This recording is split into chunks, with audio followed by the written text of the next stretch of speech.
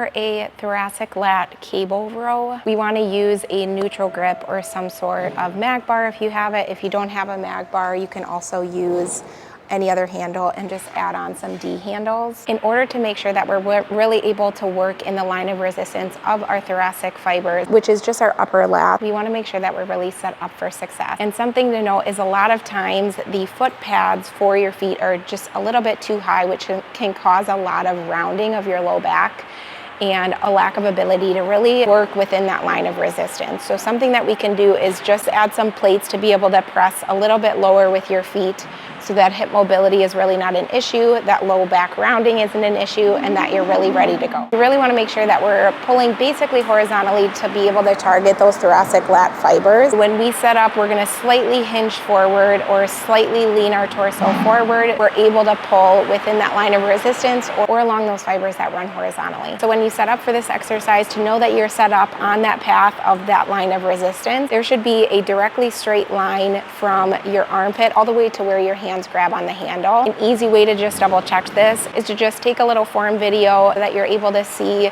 how you look from the side. If the cable is set up a little bit too high, you're going to notice yourself wanting to arch your back a little bit more and turning this into a more mid-upper back exercise. When you are doing this, we just want to focus on pulling our arms down and in. Nothing is happening with our hands. This should almost be fluid and relaxed, but we do want our upper arm pulling down and in throughout the whole exercise while really keeping that slight forward lean in our torso to line up everything perfectly for those thoracic fibers.